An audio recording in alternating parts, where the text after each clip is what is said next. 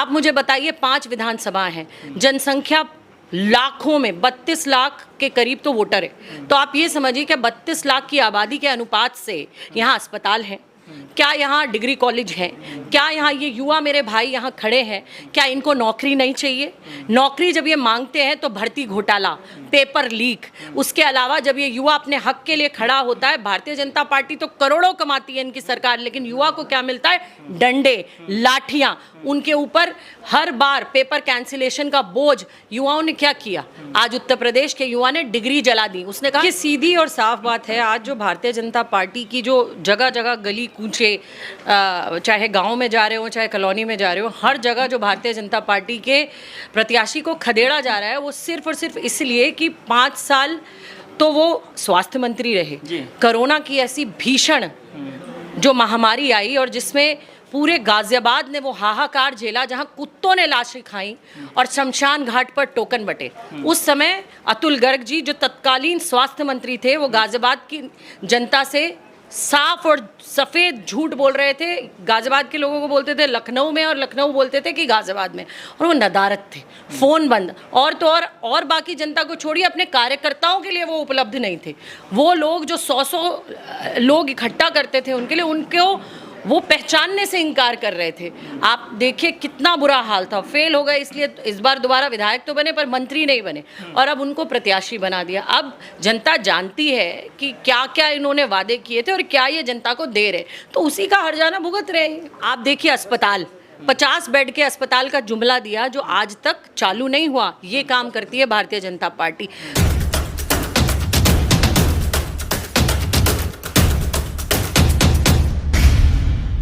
लोकसभा चुनाव 2024 को लेकर गाजियाबाद में घमासान मचा हुआ है। अगर बात करें भारतीय जनता पार्टी की, तो इस वक्त भारतीय जनता पार्टी में भी घमासान देखने को मिल रहा है, क्योंकि पूर्व में यानी अभी भी जो वर्तमान में यहां पर लोकसभा के जो सांसद हैं वो वीके सिंह हैं, लेकिन उनका भारतीय जनता पार्टी ने टिकट काटने को लेकर के जो यहाँ के ठाकुर समाज है वो कहीं ना कहीं नाराज नजर आ रहा है। इसी को लेकर अतुल गर्ग जी का जो टिकट किया गया है, उसी के बावजूद यहाँ देखने के बाद ये देखा गया है कि पूर्व प्रत्याशी कांग्रेस से रही, इस बार गठबंधन प्रत्याशी डॉली शर्मा जी हमारे साथ मौजूद हैं। उनसे हम वार्तालाप करेंगे और जानेंगे कि चुनाव को लेकर क्या क्या तैयारियां उनकी देखने को मिलेगी। जी, सबसे पहले आपका स्वागत है एशियन न्यूज़। नमस्कार मैम, सबसे पहले ये जानना चाहेंगे कि आपका टिकट हो गया है, इसके लिए आपके जो बहुत बहुत शुभकामनाएं।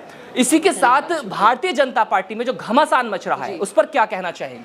देखिए, सीधी और साफ बात है, आज जो भारतीय जनता पार्टी की जो जगह जगह गली कूचे, चाहे गांव में जा रहे हो चाहे कॉलोनी में जा रहे हो, हर जगह जो भारतीय जनता पार्टी के प्रत्याशी को खदेड़ा जा रहा है, वो सिर्फ और सिर्फ इसलिए कि 5 साल तो वो स्वास्थ्य मंत्री रहे। कोरोना की ऐसी भीषण जो महामारी आई और जिसमें पूरे गाजियाबाद ने वो हाहाकार झेला, जहां कुत्तों ने लाशें खाई और शमशान घाट पर टोकन बटे। उस समय अतुल गर्ग जी जो तत्कालीन स्वास्थ्य मंत्री थे, वो गाजियाबाद की जनता से साफ और सफ़ेद झूठ बोल रहे थे। गाजियाबाद के लोगों को बोलते थे लखनऊ में और लखनऊ बोलते थे कि गाजियाबाद में, और वो नदारत थे, फ़ोन बंद। और तो और बाकी जनता को छोड़िए, अपने कार्यकर्ताओं के लिए वो उपलब्ध नहीं थे। वो लोग जो 100 लोग इकट्ठा करते थे उनके लिए, उनको वो पहचानने से इनकार कर रहे थे। आप देखिए कितना बुरा हाल था। फेल हो गए, इसलिए इस बार दोबारा विधायक तो बने पर मंत्री नहीं बने, और अब उनको प्रत्याशी बना दिया। अब जनता जानती है कि क्या क्या इन्होंने वादे किए थे और क्या ये जनता को दे रहे, तो उसी का हर्जाना भुगत रहे हैं। डॉली शर्मा जी, कई बार आपको ये देखा गया है कि आप सोशल मीडिया पर भी, खैर आप कांग्रेस की जो है राष्ट्रीय प्रवक्ता भी हैं, इसी के साथ जब आप गाड़ी में बैठ करके चलती हैं तो आपकी निगाहें जो हैं अपने काम पर नहीं बल्कि समाज की उन नीतियों पर, समाज के उन विकास पर जो होने चाहिए तो उन पर होती हैं। जैसे नाले में जो है गंदगी भरी होती है, आपकी वीडियोज वायरल होती है, मैं देखता हूँ, फॉलो करता हूँ, तो ऐसी वीडियोज जो बनाती हैं आखिर क्या दर्शाना चाहती हैं? देखिए, हमेशा मैं सुनती हूँ सबका साथ सबका विकास। वो सबका साथ सबका विकास तो दिखता नहीं, लेकिन सबका सत्यानाश हमने देखा है। वो कैसे देखा है? जब मैं लोनी पहुंची तो लोनी में मैंने यमुना नहर उसके हालात देखे। यमुना एक पवित्र नदी है और उसको वो नहर बनाई गई थी आसपास के गांव में सिंचाई के काम के लिए, खेतों में, लेकिन उसका हाल देखिए, वो नहर नाला बन चुकी है। पानी का आप ये देखिए, ये आलम है कि वहाँ से निकासी नहीं है, वहाँ बच्चे गिर के मरते हैं उन नहरों में। आप देखिए अस्पताल, 50 बेड के अस्पताल का जुमला दिया जो आज तक चालू नहीं हुआ। ये काम करती है भारतीय जनता पार्टी। आप मुझे बताइए, 5 विधानसभा हैं, जनसंख्या लाखों में, 32 लाख के करीब तो वोटर है। तो आप ये समझिए कि 32 लाख की आबादी के अनुपात से यहाँ अस्पताल है क्या, यहाँ डिग्री कॉलेज है क्या, यहाँ ये युवा मेरे भाई यहाँ खड़े हैं, क्या इनको नौकरी नहीं चाहिए? नौकरी जब ये मांगते हैं तो भर्ती घोटाला, पेपर लीक, उसके अलावा जब ये युवा अपने हक के लिए खड़ा होता है, भारतीय जनता पार्टी तो करोड़ों कमाती है इनकी सरकार, लेकिन युवा को क्या मिलता है? डंडे, लाठियां, उनके ऊपर हर बार पेपर कैंसिलेशन का बोझ। युवाओं ने क्या किया? आज उत्तर प्रदेश के युवा ने डिग्री जला दी। उसने कहा इन डिग्रियों की कोई काम ही नहीं है, इन डिग्रियों का। क्यों? क्योंकि नौकरी तो मिलेगी नहीं। मिलेगा क्या? पेपर लीक, भर्ती घोटाले, ये मिलेगा। तो इन डिग्रियों का क्या काम? आज महिलाओं का जो बुरा हाल है उत्तर प्रदेश में, उत्तर प्रदेश महिलाओं के साथ अपराध में नंबर 1 पर आ गया है। आप देखिए, हर 1 घंटे में 3 बलात्कार होते हैं। ये उत्तर प्रदेश का हाल है। और अभी कानपुर की घटना देखिए, क्या किया उन 2 बच्चियों ने? अपने आप को फांसी लगा ली। किसके राज में हो रहा है ये? कहा था बेटी बचाओ, लेकिन बलात्कारी बचाते नजर आते हैं। ग्रामीण क्षेत्र में खड़ी हूँ, किसानों को कहा था MSP देंगे, क्या दे रहे हैं किसानों को? कील लगा रहे हैं। वो देश का किसान क्या चाहता है? MSP, अपनी फसलों के उचित दाम। वो क्या चाहता है? पश्चिमी उत्तर प्रदेश में बैठी हूँ, गन्ने का भुगतान उनका किया जाए समय पर। क्या मिल रहा है उन्हें? कीले गाड़ी जा रही है उन्हें, खालिस्तानी, पाकिस्तानी, न जाने क्या क्या नारे बुलाए जा रहे हैं। क्या वो अपने देश के प्रधानमंत्री से मिलकर अपने दिल की बात नहीं कह सकते? देश में लोकतंत्र खत्म कर दिया है। जहाँ जनता अपनी बात न कह सके, समझिए लोकतंत्र खत्म हो गया। आज अपनी बात नहीं कह सकते, वो अपने हक की बात नहीं कर सकते। मेरे युवा भाई जब नौकरी मांगते हैं, डंडे मारे जाते हैं। मेरी बहनें जब उनके साथ अत्याचार और बलात्कार होते हैं, जब वो अन्याय के खिलाफ आवाज़ उठाती है, तो उनको सड़कों पर घसीटा जाता है। देखिए किस तरीके से महिला पहलवानों को उन्होंने सड़कों पर घसीटा। वो महिला जो पहलवान जो देश के लिए तमके लाती है, मेडल लाती है, उन्हें सड़कों पर घसीटा गया। कहा था बेटी बचाओ। बेटी तो नहीं बचाई इन्होंने, लेकिन बलात्कारी, शोषण करने वाले बृजभूषण शरण सिंह को संसद में अपने बगल में बिठा के रखा। किसानों को के हत्यारे टेनी के बेटे के को आप देखिए किस तरीके से हवालात में चाय पिलाई गई। आप बताइए, क्या टेनी जी को प्रत्याशी बनाना ये नहीं साबित करता कि किसानों के हत्यारों को वो टिकट दे रहे हैं, बेटियों के बलात्कारियों को वो आगे बढ़ा रहे हैं? साफ तौर पर जनता आज इनके जुमले, इनके झूठ को समझ चुकी है और बदलाव की ओर अग्रसर है। और इंडिया अलायंस को बहुत उम्मीद से आज देश की नज़र देख रहे हैं। और ये पूरा माहौल जो आप बता रहे हैं, ये इस बात का सबूत है। शहरी विधायक अतुल गर्ग जो हैं, लॉकडाउन में उन्हें फ़ोन किया जाता है। ये आरोप लगते हैं, मैं सोशल मीडिया के माध्यम से लगातार पढ़ रहा हूँ, ये आरोप लगते हैं कि लॉकडाउन में उन्हें फ़ोन किया जाता है मदद के लिए, लेकिन वो फ़ोन स्विच ऑफ कर लेते हैं। लेकिन हम आपको लगातार देख रहे हैं, उस टाइम भी देख रहे थे, आज के समय में भी देख रहे हैं कि आपने भी जिक्र किया लोनी का, तो ऐसे कई बार चीज़ें देखी गई हैं। तो ऐसा क्या? देखिए, हार और जीत राजनीति के 2 पहलू हैं।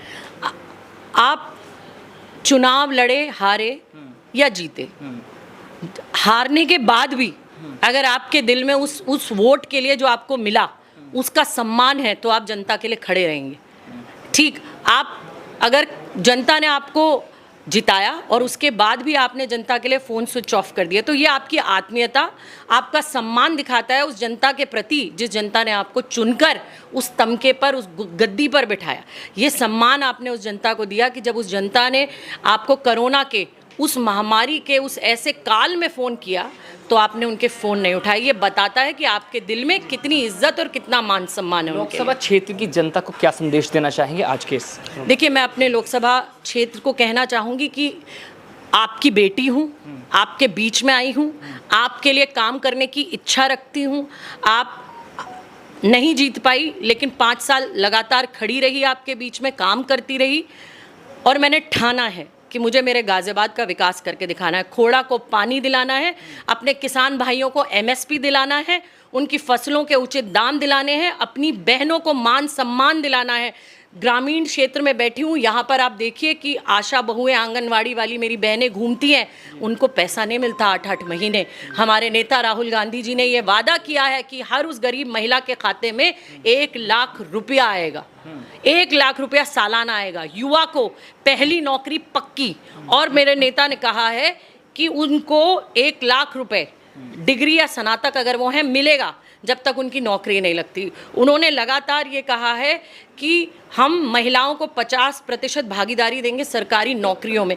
अखिलेश यादव जी का मैं बहुत मान सम्मान करती हूँ। क्यों करती हूँ? एक युवा नेता जिन्होंने इस तरीके के काम किए सरकार में रहकर, इन युवाओं को लैपटॉप बांटे। ये एक ऐसी पहल थी जो ये दिखाती थी कि युवा को वो आगे बढ़ाना चाहते हैं, पढ़ाना चाहते हैं, लिखाना चाहते हैं, ताकि वो शिक्षित हों, आगे बढ़ें, कुछ काम करें। एक ऐसा हाईवे उन्होंने बनाकर दिया उत्तर प्रदेश को, जो आज आपको यहाँ गाजियाबाद से दूरी 5 से 6 घंटे में आपको लखनऊ पहुँचा देता है। ये उनके विकास के कार्य हैं और मुझे आज बहुत गर्व महसूस करती हूँ कि मैं इस इंडिया का हिस्सा बनी हूँ, इसकी प्रत्याशी बनी हूँ। और मुझे उम्मीद है हमारे नेताओं ने जो मैनिफेस्टो बनाए हैं, वो चाहे किसान के लिए हो, उनको MSP दिलाना, उनकी फसलों के उचित दाम दिलाना, चाहे महिलाओं के मैनिफेस्टो हो, चाहे युवाओं के मैनिफेस्टो हो, हम घर घर गारंटी पहुँचाएंगे, क्योंकि हमने किया है।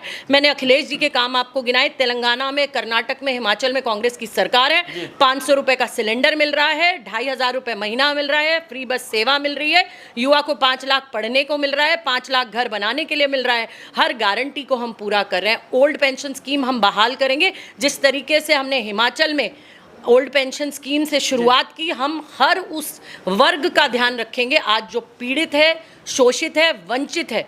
हर उस वर्ग का हमारे, जिस तरीके से हमारे नेताओं ने बीड़ा उठाया है कि इस बार इस सरकार की ये दमनकारी नीतियों को हटाना है और देश में फिर से लोकतंत्र को बहाल करना है। बने रहिए मेरे साथ, दिखाते रहेंगे ऐसी खबरें। मैं चौधरी असर, हमारे सहयोग के साथ, एशियन न्यूज़ हेडलाइंस गाजियाबाद।